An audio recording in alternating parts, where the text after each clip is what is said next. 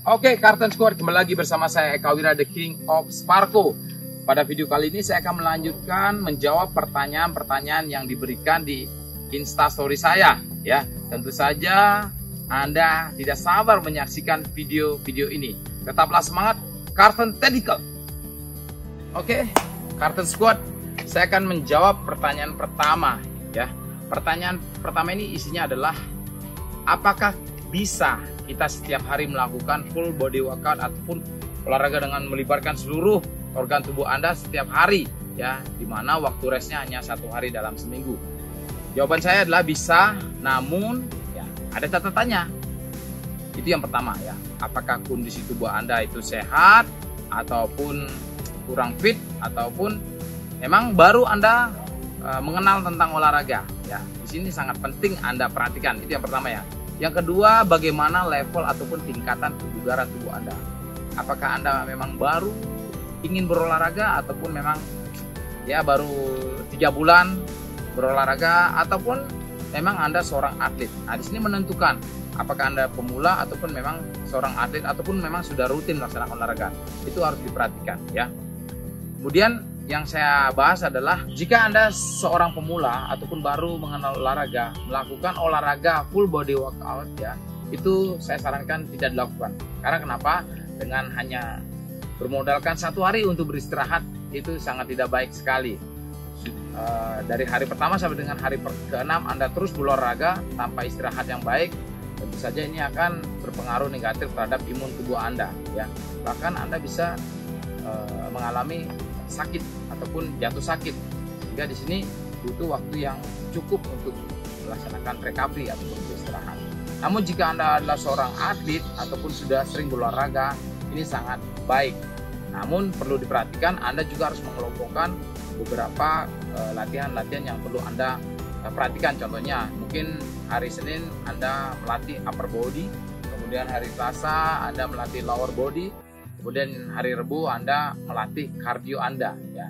Kemudian hari Kamis ulangi lagi upper body, hari Jumat lower body, dan hari Sabtu adalah cardio, ya. Dan terakhir baru rest.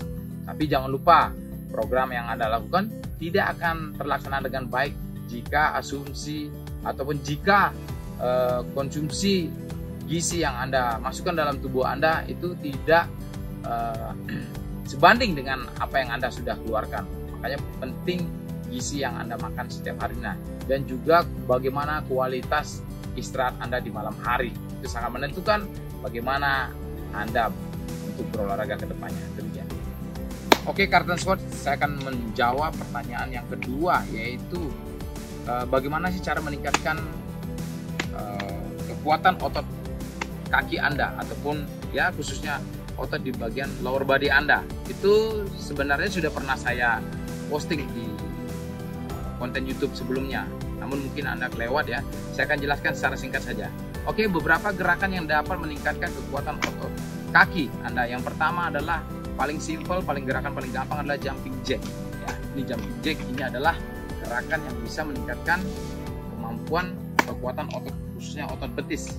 Yang kedua adalah squat. Squat ini adalah gerakan yang paling familiar mungkin di gerakan peningkatan kekuatan otot kaki. Contohnya adalah seperti ini, ya. Lebih lanjutnya Anda bisa cek lagi ke YouTube sebelumnya yang ada di Karten Tactical. Kemudian yang berikutnya adalah lunges, ya. Lunges ini mungkin tangan bisa taruh di pinggang atau bisa diluruskan saja di bawah, tergantung bagaimana enaknya saja, ya. Seperti ini, 1, dari samping 2, seperti itu. Itu gerakan lunges, ya. Itu bagus karena dengan melakukan gerakan ini, ya, ada 2 otot yang dilatih, otot quadriceps sama otot hamstring, ya. Itu paha depan sama paha belakang bisa dilatih. Kemudian yang berikutnya adalah bisa Anda lakukan, yaitu gerakan power jack, ya. Itu gerakan seperti jumping jack namun intensitasnya lebih tinggi. Contohnya di bawah seperti ini, ya, posisinya posisi jongkok biasa, kemudian lompat, dibuka kakinya, rapat lagi, lompat lagi. Nah, oke, lakukan gerakan itu, ya. Itu sangat baik untuk meningkatkan kekuatan otot Anda. Berikutnya adalah gerakan pistol squat. Ini levelnya, ya, menurut saya paling susah di antara yang tadinya, ya. Ya, contohnya adalah seperti ini. Luruskan kaki, salah satu kaki, kemudian rendahkan, ya. yaitu berdiri. Kemudian lakukan secara bergantian. Oke. Nah, itu beberapa gerakan otot kaki ya. Saya hanya ngambil sampelnya saja. Sebenarnya banyak sekali ya. Masih ada scatter, kemudian ada split squat, ada lateral lunges, ada high knees, masih banyak. Bisa Anda cek di konten sebelumnya. Tentu saja olahraga ini akan berhasil jika Anda lakukan secara bertahap dari yang paling ringan sampai dengan paling berat, yaitu pistol squat. Oke, curtain squat. Saya akan kembali untuk menjawab pertanyaan ketiga. Pertanyaan adalah, King, 1 jam setelah makan apakah kita bisa melakukan aktivitas olahraga? Saya jawab bisa. Dengan catatan, nah sekali lagi dengan catatan. Yang pertama, makanan yang Anda makan jangan terlalu banyak.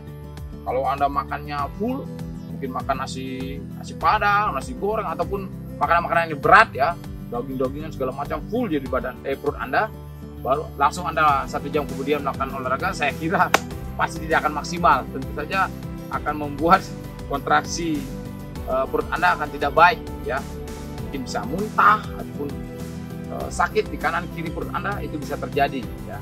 Itu makan makanan yang bisa dicerna oleh tubuh dengan cepat. Contohnya mungkin makan pisang ya, sedikit makan apel ya, hanya untuk memberikan sedikit tenaga ya. Tapi kalau Anda makanan yang padat ya, makanan yang full gizinya, saya kira tidak disarankan. Oke ya. Itu yang pertama. Yang berikutnya adalah tidak melakukan olahraga yang intensitas tinggi ya. Boleh intensitas tinggi, tapi diawali dengan intensitas rendah ataupun sedang dulu ya. Mungkin kardio singkat dulu, sudah mulai menyesuaikan, nah setelah itu baru ditingkatkan. Tapi kalau Anda langsung melakukan olahraga kardio dengan intensitas yang tinggi, contohnya main interval training, lari sprint, ataupun lari fartlek atau lari tempo, saya kira itu tidak disarankan. Tapi kalau Anda lari dengan durasi yang panjang namun intensitas rendah, itu sangat baik ya. Ya bisa dilakukanlah dengan olahraga sebelum makan ataupun olahraga dilakukan setelah makan, 1 jam setelah makan, itu bisa disarankan ya. Kemudian berikutnya adalah yang terakhir di sini adalah makanan dengan olahraga ini memang memiliki korelasi. Orang berpikir dengan memberikan asupan gizi ataupun makanan dalam tubuh tentu saja akan memberikan power. Sebenarnya tidak ya, sebenarnya tidak sih. Karena kan proses metabolisme pencernaan ini butuh waktu. Kurang lebih 3 jam lah jarak yang paling baik untuk melakukan aktivitas. Mungkin sekarang makan, 3 jam berikutnya baru melaksanakan olahraga. Itu baru sangat baik ya. Oke, curtain squat, demikian tadi 3 pertanyaan sudah saya jawab. Yang pertama terkait dengan olahraga full body apakah bisa dilakukan setiap hari, di mana 1 minggu hanya 1 hari rest, yang sudah saya jawab ya.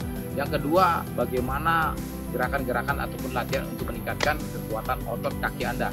Dan yang terakhir adalah apakah 1 jam setelah makan kita bisa melakukan olahraga. Itu sudah saya jawab dengan singkat dan padat, namun itu menurut versi saya. Kalau ada yang salah ataupun tidak sesuai, mungkin Anda bisa cek ke sumber-sumber yang lainnya. Demikian dari saya, tetaplah semangat berolahraga. Carlton Tactical, always forceful!